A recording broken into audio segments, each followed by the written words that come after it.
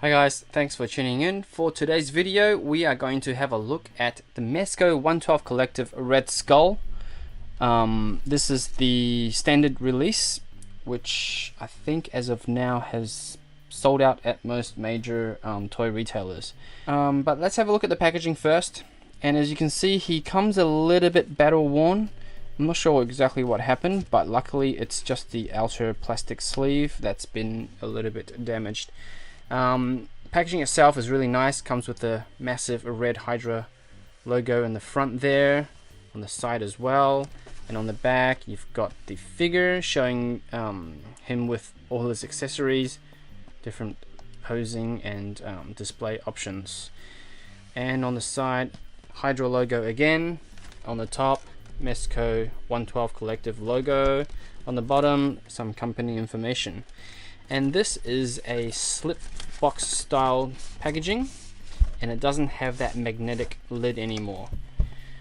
And the whole thing is black, which is nice, but the fact that it's matte and finish, it shows scratches really easily. You can probably see the box is already pretty scratched up, and I've only just received him not too long ago. Aside from that, the figure sits nicely inside. It's empty now because I already took the figure out. But anyway, nice window so you can see everything inside. And on the back of the inside box, half of the Hydra logo and a Red Skull written up here. And here are all the accessories that you get with Red Skull. Out of the packaging, he comes with this head. So it's like a very stern kind of looking expression head. And he also gets the closed fists on the figure out of the box. Additionally, he comes with a optional head. This head is very nicely sculpted. It's got a bit of a gritting teeth expression. Very nice black wash to kind of bring out the details in the skull. And very well painted eyes. And he comes with the Tesseract. Now this I'm less impressed with. It just looks like a blue piece of plastic.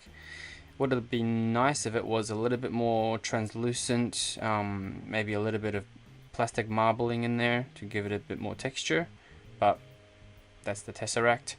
And he also gets his little pistol, a German pistol, which I am not sure what the actual name of is.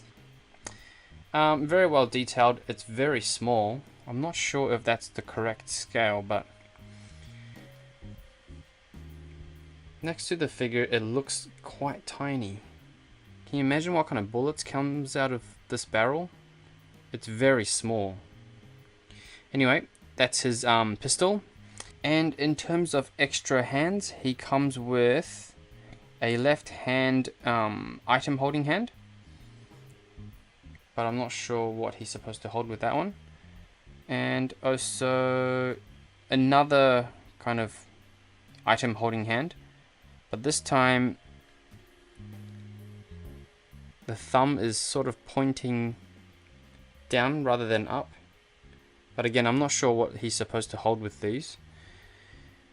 And for the right hand, he comes with a trigger hand to hold his pistol, and also a open grasping hand, I guess, to hold the Tesseract, which fits really nicely.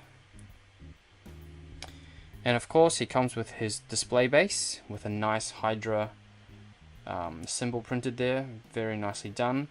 And you can pop this little foot peg out to put the display arm on if you wish, or you can simply use that to plug into his feet.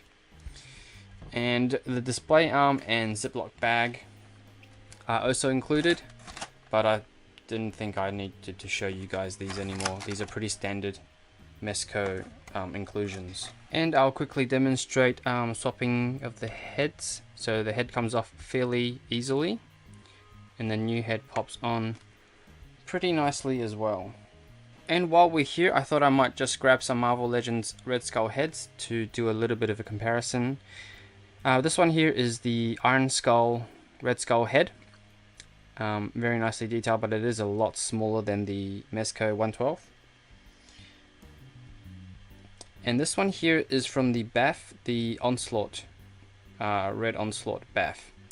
And this one is roughly around the same size as the MEZCO 112. And quickly, doesn't quite fit. I mean, it sits on there, but it doesn't peg in. But it kind of works. You can use some blue tack. And the Red Skull, sorry, the Red Onslaught. Again, it can sit on there, but it's a little bit big and it probably sits a bit too low. But then again, you can use blue tack if you really wanted to use this head. Okay, and back to Red Skull. So with his hands, pull them off, and you can pop a replacement hand on fairly easily as well. So all the accessories fit on quite nicely. And now for a closer look at the figure. I reckon this head sculpt is absolutely brilliant. It captures the madness of Red Skull in his eyes very, very well. And the detail is just outstanding. The paint app on the head is really nice as well. Unfortunately, there is a slight color mismatch between the neck and the head, but it's very, very minor. And coming down to his body, the suit, I mean his jacket, is very, very nicely done. It's a bit of a complicated thing to make in this scale, I think, and MEZCO have done a pretty good job. The fabric is really nice and soft, and the stitching is really nicely done. Very tidy there. And there's some nice emblems and printing there on the arm. Hydra symbol there, very nicely done. I do feel like the jacket is probably a little bit long. It's coming way past his wrists and they're already a little bit scrunched up, so if you stretch them out all the way naturally, it's going to cover half his hands. So I feel like this is a little bit on the long side. And he's got a very nice belt buckle there. You can see the Hydra symbol there, nicely painted as well. The strap goes around to the back. And just lifting up his jacket so you can see his pants. The pants are pretty standard black cotton pants. And the boots are fairly nicely done. Straightforward black leather looking boots, molded in plastic of course. And let me just see if I can take his jacket off. I haven't done this before, so bear with me.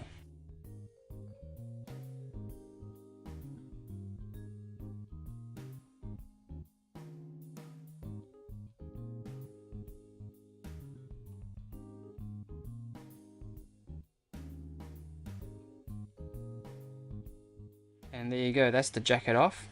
Very nicely done considering the scale. And here is the inside of the actual body of Red Skull.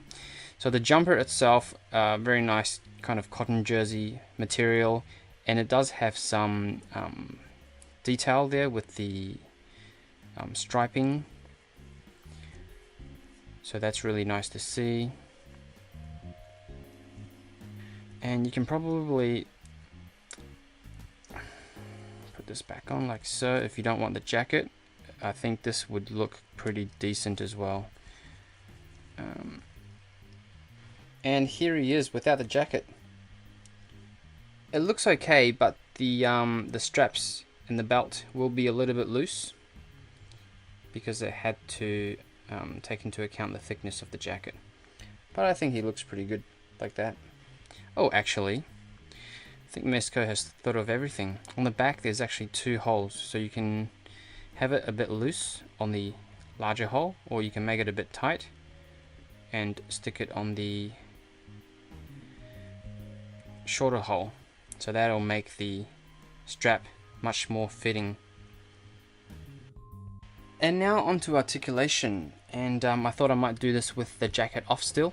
It might give you a better idea of the actual articulation rather than being hindered by the jacket. So starting with the head, he can look up that far and down to there.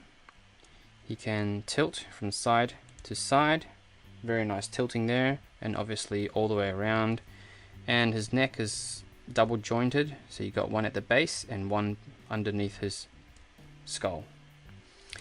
And with the shoulders, he can lift up his arms that much, which is really nice, down to there. And I think there is a bit of a butterfly joint. You can see the shoulders moving forward and back ever so slightly, but it is there. And biceps swivel, but again the clothing is going to be kind of twisting in the way, so. And with his elbows, he's got double joint elbow there, which gives him a very nice bend, much more than 90 degrees. And with his wrists, he's got pin and hinge, so in and out and all the way around. And coming down to his torso, he can ab crunch this far forward, back quite a lot further than forward. And does he have any side to side? Yep, he's got side to side tilting as well, and he's got waist rotation, and it kind of stops there. It's not because of the fabric, I think it's just the parts kind of getting tight in there, but that's plenty, I think. And with his hips, he's got, ooh, the fabric's starting to really stretch here, so I think that might be as far as I would pull his legs apart, unless I want to risk ripping that fabric there.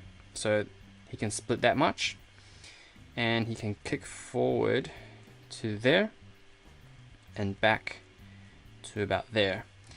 And there is thigh swivel, and it's a little bit tight, but it's nice and tight. And knees, he's got double jointed knees, so very nice bend there. And he's got rotation at the top of the boot all the way around. And with his ankles, he can point, he can point down that far and up to there. And okay, here he goes again. It's basically just a ball joint, so you're not going to get a lot of pivot out of it, unfortunately. So from about there to there. And in terms of height, Red Skull measures about 16 centimeters to the top of his head, which is about 6.29 inches.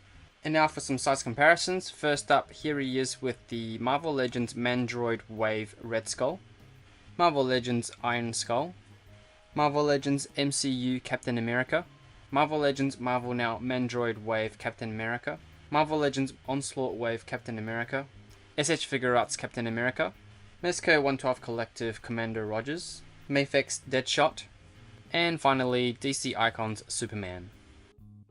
Alright, before I move on to my final thoughts, I just wanted to go back and mention something that I didn't mention before about the belt and the strap.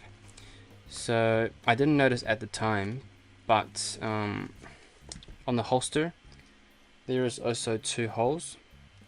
So one, obviously the tighter one for when he's not wearing the jacket, and the one that's a bit looser for when he's wearing a jacket. Same as the buckle bit up here. So I'm really impressed that MEZCO, thought about how the customer would play or display the figures, and kind of put a lot of effort in to that kind of area. Which brings me to my next point, being that I'm always impressed by MEZCO 112 Collective toys. Every new release that they bring out always improves upon the last one somehow, and I hope they continue to do so, because I will definitely keep buying their toys. The Red Skull, I almost didn't purchase him. I think I would have been kicking myself if I hadn't purchased him. This figure is by no means perfect. Two little nitpicks I have is that I think the sleeve is just a little bit too long on the jacket, and also his pistol is just a bit small. Probably a little bit more than just a bit small. I think it's quite undersized, but I can probably find a replacement gun for him pretty easily from another figure, so I'm not too fussed. Overall, really nice figure. Definitely highly recommend this guy. So if you haven't got him already, go out and get him. And that pretty much sums up my review. Hope you guys enjoyed the video, and if you did, please give it a thumbs up and don't forget to subscribe, and I'll see you guys next time for another toy review.